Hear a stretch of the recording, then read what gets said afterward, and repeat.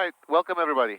In this video, we'll be explaining and demonstrating a series of emergency procedures following the syllabus that California Wing has established for our annual flight clinic.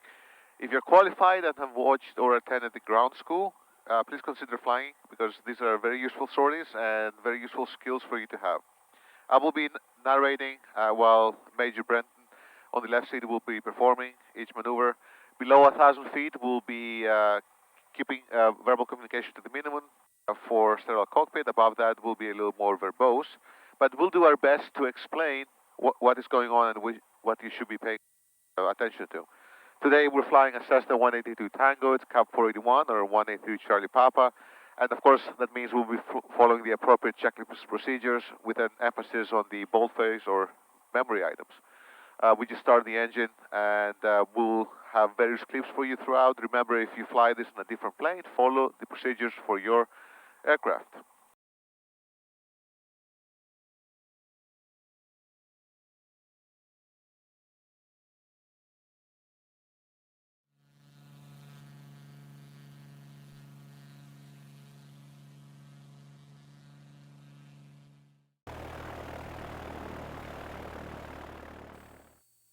We are in cruise flight. We've already cleared the area. We know there's nobody around. We've checked on TIS. There's a traffic, but they're going to go behind us, and that's the only one. So make sure you clear the area before you try anything. So we're in cruise flight. We are pretending right now that we see smoke or flames from the cowling, so from the engine side of the firewall. And this indicates an engine fire. Our pilot will now simulate the memory item. So that is pulling the mixture to idle, turn the fuel selector off, turn the fuel pump off, and the master switch off. Those are the memory items. Now our pilot will use the checklist to do the remaining ones while establishing a descent of about 100 knots indicated. The purpose of this is extinguishing the fire. If the fire does not extinguish, we can consider higher airspeed as per the POH. But this is what we can do if the fire is still going on. That will be a great time for emergency landing. And this the drill.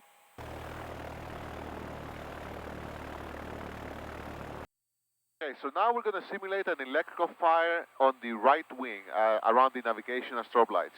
Our pilot will now run us through the memory items, so that is turning off landing light, navigation light, and the P-dot heat. And this shouts down basically electricity to the wing, so we don't fuel the fire. If the fire persists, as we assume here, we want to keep the fire from spreading towards the fuel tank. So the mnemonic here is to step on the fire. So our pilot will step on the right rudder, and we'll continue flying on a straight line while compensating for the increased drag with extra power. So this is basically a forward slip, but maybe an exaggerated one. But remember to add power to compensate for all that extra drag that you have, and keep, of course, monitoring the fire so that you're aware of if it's spreading or if it's still going on.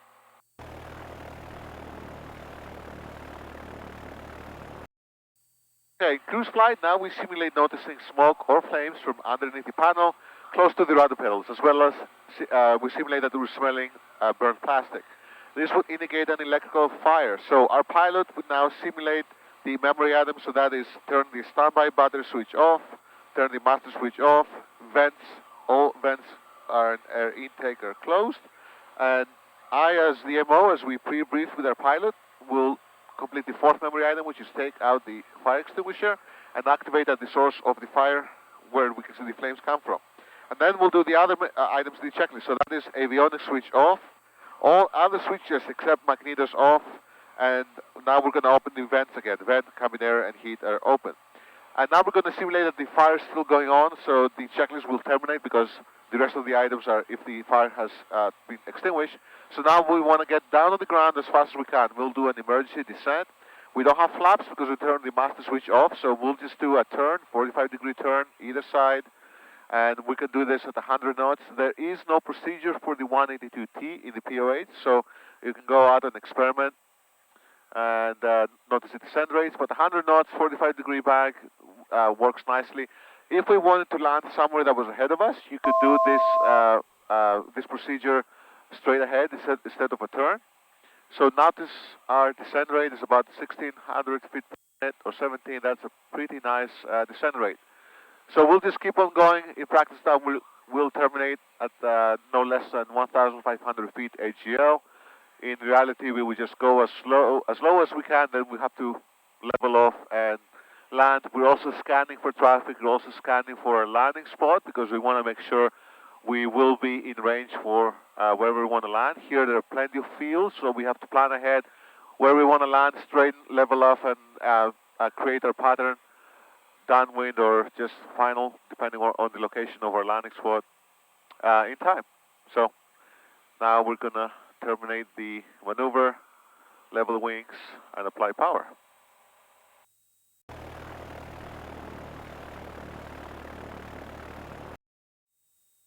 Okay, so now we're going to demonstrate the engine failure on takeoff. Of course, we do this at altitude, and we're going to set up, the entire maneuver should remain at all times higher than 2000 AGL, which is what we have here.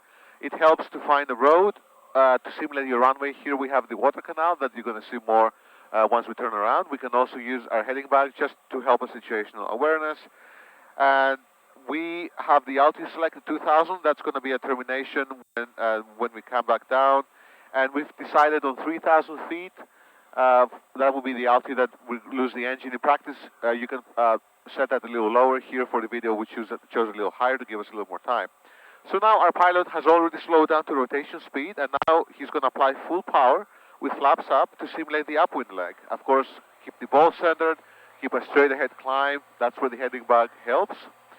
And now we're going to establish our climb at VY, which is what we would normally do on a takeoff. Remember, different planes, different procedures. If you're flying this in a 206 or a turbo, you can do this at less than full power just to be a little nicer to the engine. And when we reach 3,000 feet, just to expect, we will go power idle, and then we'll simulate this. We're going to pull the nose down to glide speed, but we're not going to turn until 3 seconds just to simulate the startle effect. Then we're going to turn either side. Always with glide speed, we're going to line up. We're going to do a 180 plus 30 knots, 30 degrees to put us back on the runway heading, and then turn the other way. You're going to see all that. 200 feet to go.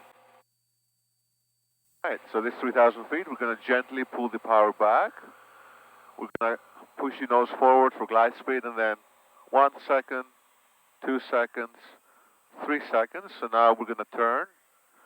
45-degree turn is fine at glide speed. It's going to be a 180 degrees of heading plus 30 to intercept.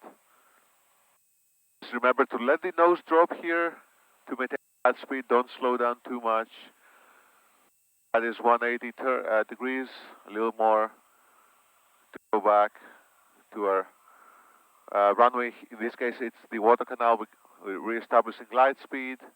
And then when our pilot thinks we're lined up back to the runway, he's going to turn the other way, just to simulate being lined up with the runway. Always maintain glide speed, let the nose drop accordingly. And now that we've completed, we note our altitude. This was about 700 feet. So we know that this plane takes about 700 feet to go back to the runway. In practice, remember, the winds will affect how this goes. If you have no headwind, the runway might be farther. If you started with headwind, I mean headwind on takeoff. If you started with heading on takeoff, it's going to push you back on the runway. So this 700 feet is just what it takes for the turn to complete and then line up with the heading, but the runway, where it is, depends on the wind. So that is it.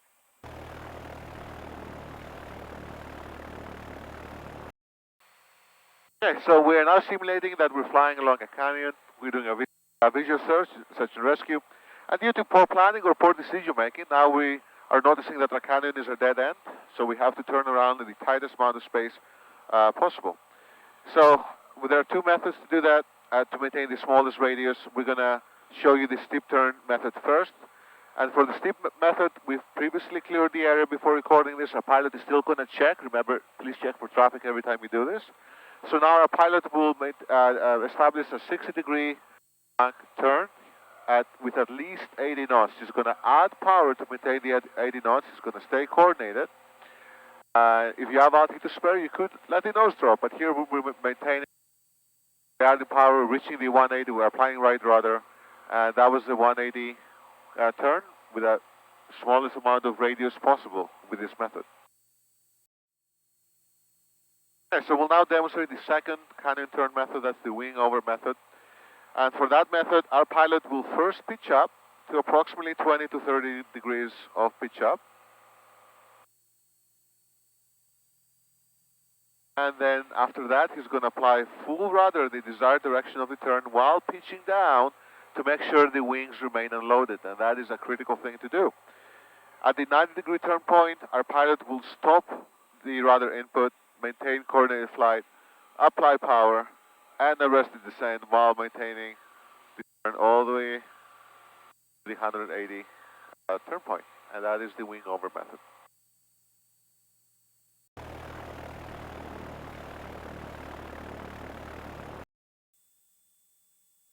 Okay, for the next demonstration, we will simulate that our elevator is unresponsive or jammed.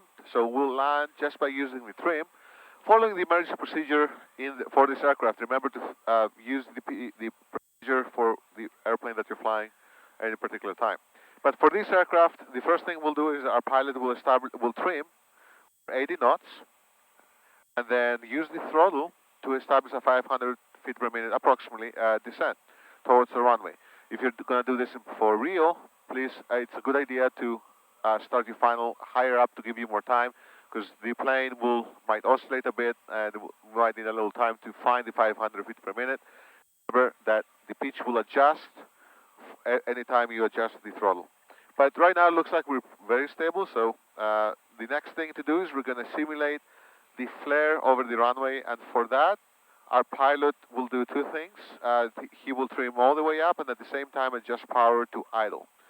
So our pilot will go ahead and do that, and that is the flare procedure as per the POH. It's good. You should do this at normal flare height, maybe a little higher to give those a little time to rise, because it rises more gently. And you can still use the throttle to adjust, but remember that the plane will pitch up and down as you do this. So right now, we would have touched down on the runway. That is our demonstration.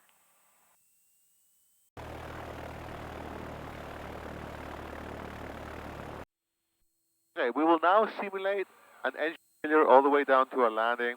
We are already listening to the frequency of the airport. Please do this in an airport without a tower. We're at least 3,000 feet AGL above. And now we're going to simulate that our engine has died. We're going to do the first memory item, which is establish best glide speed. We're going to look where we're going. We already know there's an airport to our left.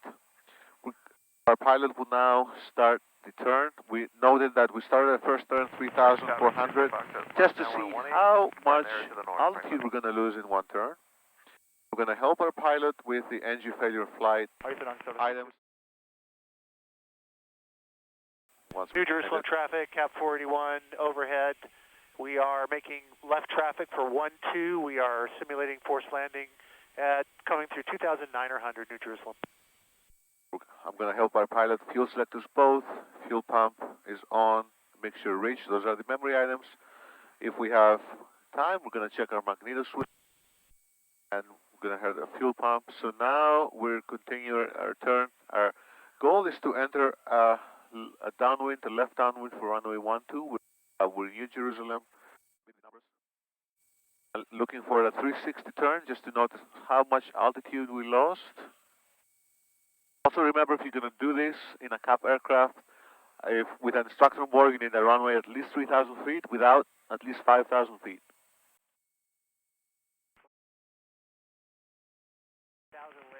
This is about a 360. We lost 1,100 feet with a moment of straight ahead, so that's worth taking into account. But this is the planning that we need to know if we have the altitude to do another turn or not.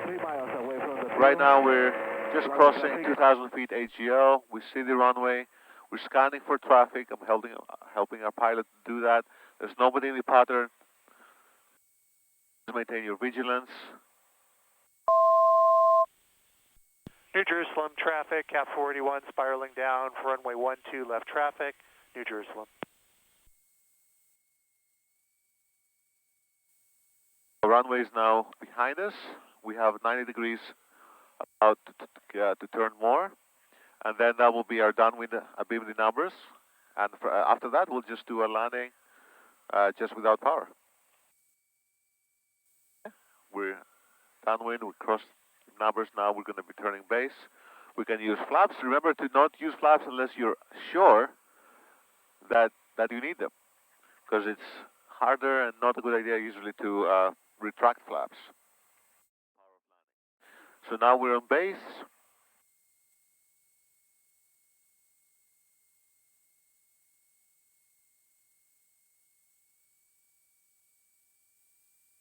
Full flaps. Forward sleep.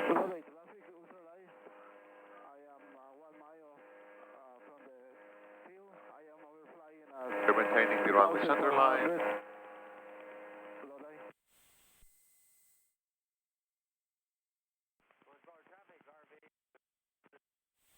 And it's just a normal landing at this point.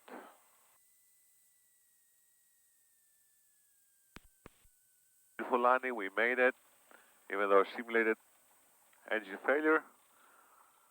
And we'll make this a full stop.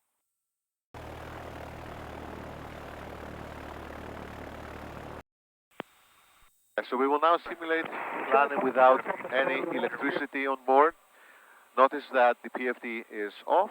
It's dimmed all the way to off. We're not going to use flaps, so this will be a no-flap landing using the standby instruments.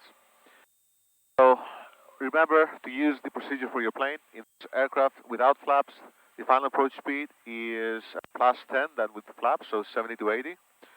We'll try to stay around 70 knots. Just to minimize the runway usage.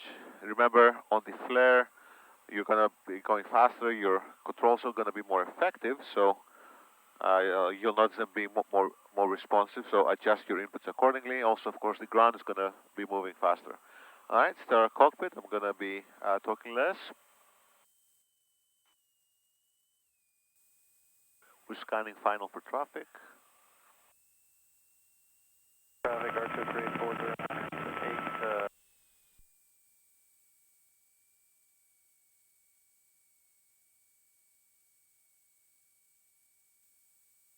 Final, 75 knots, forward slip. Remember to track the runway center line on the slip. Turn the ailerons into the wind.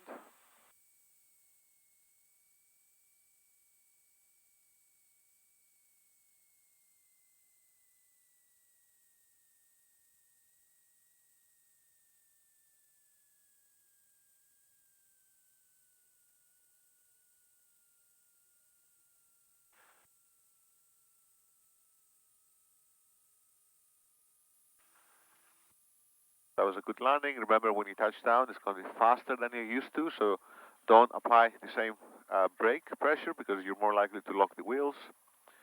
That was our demo.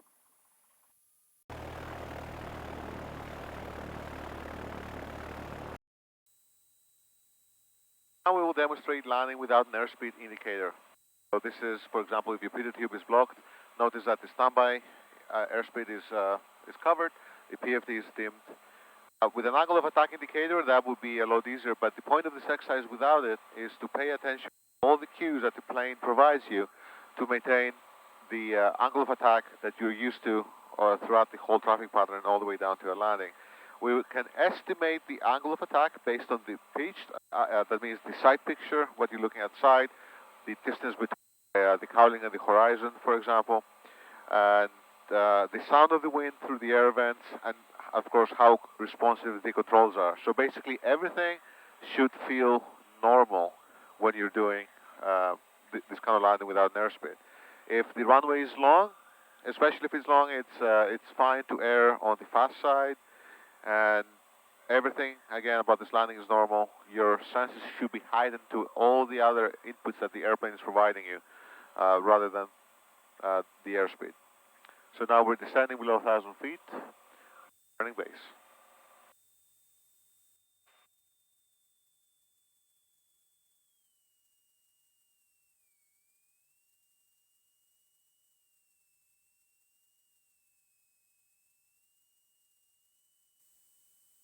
Everything feels normal, so our airspeed and angle of attack are what we're used to.